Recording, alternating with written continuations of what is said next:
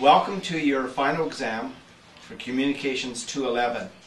Today you're going to be watching Kevin Schmidt, a student at Trinity Western University, as he shares a speech. So enjoy the speech and be prepared to evaluate it according to the way that we discussed in class.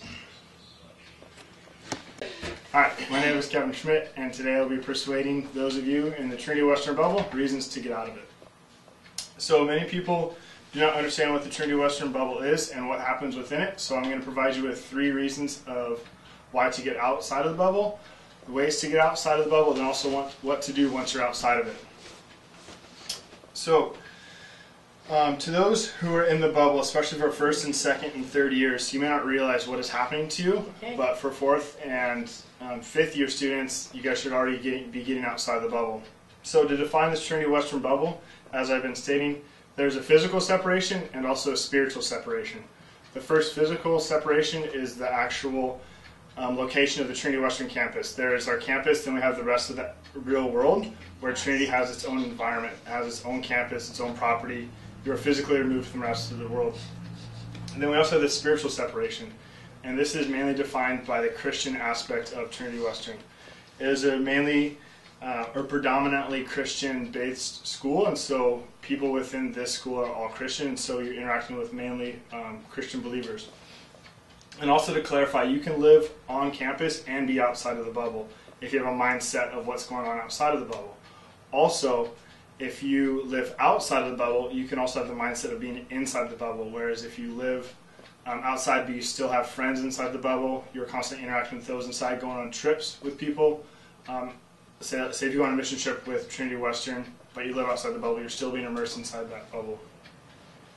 So for a preview of my main points, you're missing out on job opportunities, you're missing out on what the real life is like outside of the bubble, and also there are going to be culture shock when you do decide to get outside of this Trinity Western environment bubble. And also I'll give you ideas and suggestions of how and why, or how and what to do once you're off campus. So also, do not get me wrong, I love Trinity Western. The Trinity Western experience that I've had has been amazing, but still it can impact people negatively. So let's get into my first point. So my first point is missing out opportunities that are going on outside the bubble. There are more job opportunities going on out there than inside the bubble.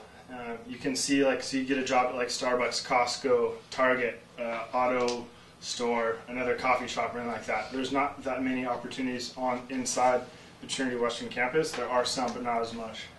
Also, it's hard to witness to non-believers when all you do is hang out with believers. So as Christians, and most of us are within the Trinity Western bubble, we're called to witness and evangelize to others, and we can't do that if everyone else already believes.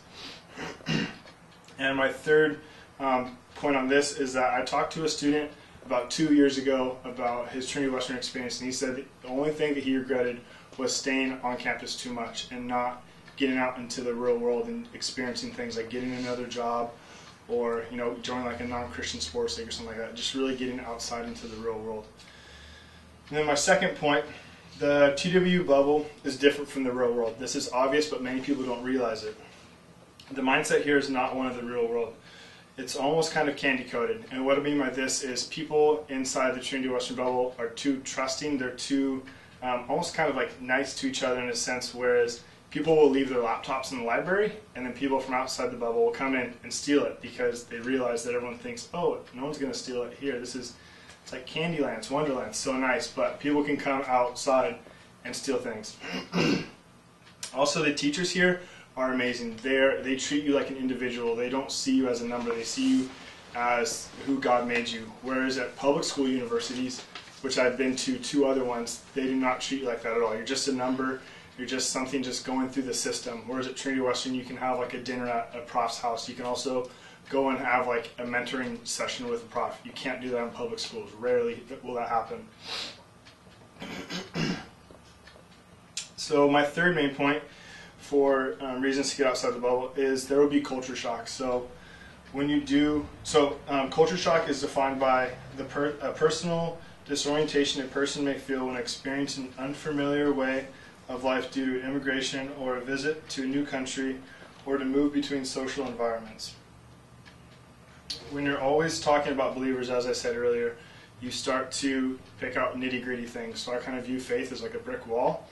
And when you're just talking with Christians, you're going to pull out like one brick and then just dissect it and pretty much forget about the rest of this wall. And so you start to use big words like atonement and salvation and redemption and all these things, and like someone that you're trying to witness to, they're like, what the heck are those words? If you go up to a homeless person and say, hey, I can offer you salvation, they're like, you're crazier than I am. I don't know what you're saying. Like, so we can't use these big Christianese words when we're trying to spread the gospel. Also, you become comfortable to the environment within Trinity, and then when you go outside of it, you're not going to be able to really relate to other people because you've only surrounded yourself with Christians and people with like-minded beliefs as you. And so, what to do once you're off campus? I want to provide you with some ideas of what to do off campus and also how to get there. So you can take a bus, a car, a taxi, you could bike, if you want to you could walk, get healthy, there you go.